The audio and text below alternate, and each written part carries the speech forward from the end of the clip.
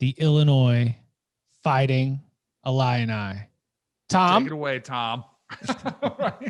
I mean, it's a coaching change, whole new staff. I think that this spring it's not as much a question of the personnel, because I think that just about everybody's back. Like, if you look at Connolly's production rankings, like, they're really low on defense, but Connolly did those before it was announced that Jake Hansen, their leading tackler at linebacker last year, was coming back. And I think that probably changes the calculus a bit on that. And it's just,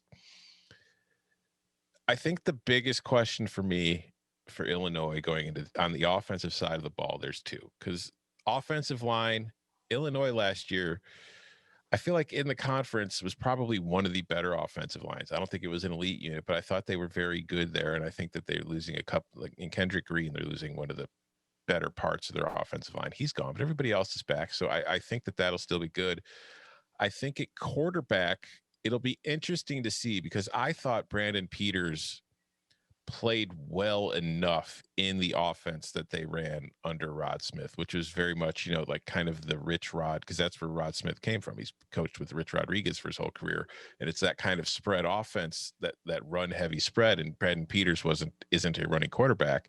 So they kind of modified it a bit. But I think going into what they're probably going to do this year, which is going to be more RPO heavy, but also still very much kind of the big beefy boy that we're used to seeing from Bret Bielema teams over the course of his career, I think Brandon Peters is probably a better fit for that. And I think that he's likely to be the starter, though the coaches are pitching it that it is Brandon Peters and Isaiah Williams, who is a former 5-star recruit that showed up in Illinois. As one of the big wins recruiting-wise for them in the Lovie Smith era.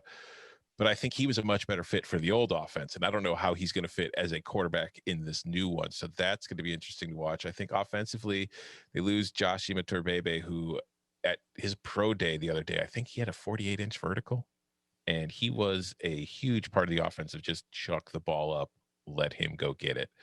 So he's going to be difficult to replace. And I worry about Illinois at the receiver spot, because I don't know that there's a truly proven playmaker there ready for them to take over and help that offense.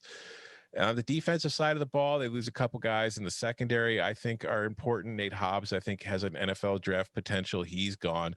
And I'm interested in seeing Marquez Beeson, who was another very highly rated recruit from Texas, who came in, tore his ACL before his freshman season.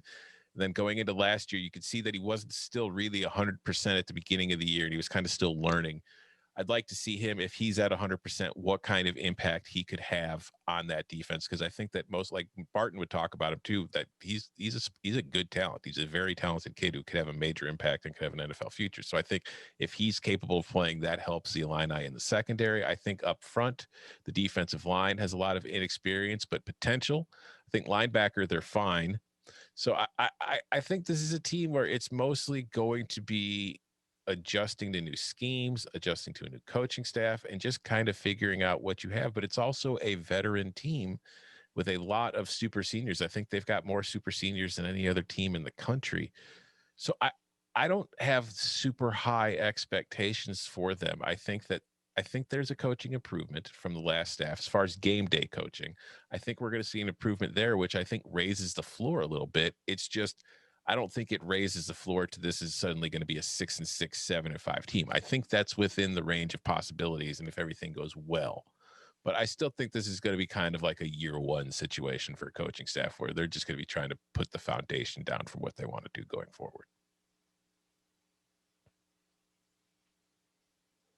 I'll take under 5.5 if you want over 5.5. No, I don't. Their total is probably going to be set at 3.5, don't you think?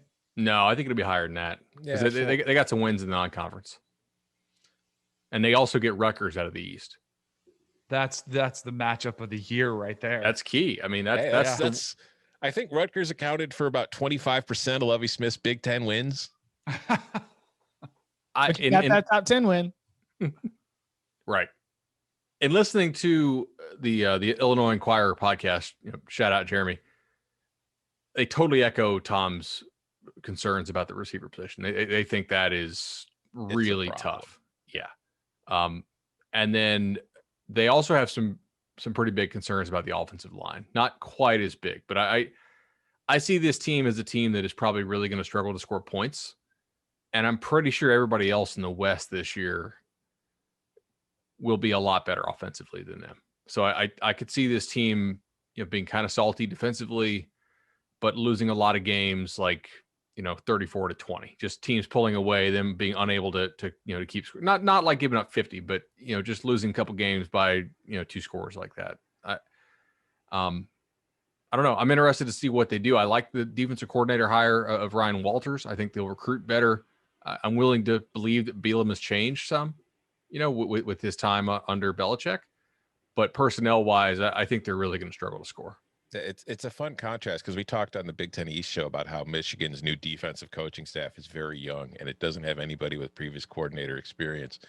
Meanwhile, Bielema's brought in a defensive coaching staff where I think there are 4 guys who have been defensive coordinators before. Do you feel good about their corners, Tom? If Beeson can live up to his recruiting potential, I think that's huge. I think losing Hobbs is big because I think he was a very talented player who was put in a lot of tough spots based on the scheme that he was being put in. And I don't think it really was a great fit for him, but I do think he's a talented player. I do have concerns at corner. Yes. One of the criticisms of Walters, and I think he's a hell of a recruiter, I think he's a pretty good coach, was that at Missouri, he put a lot on Missouri's corners. And, if Illinois didn't have the guys to do that, I'm interested to see how he adjusts.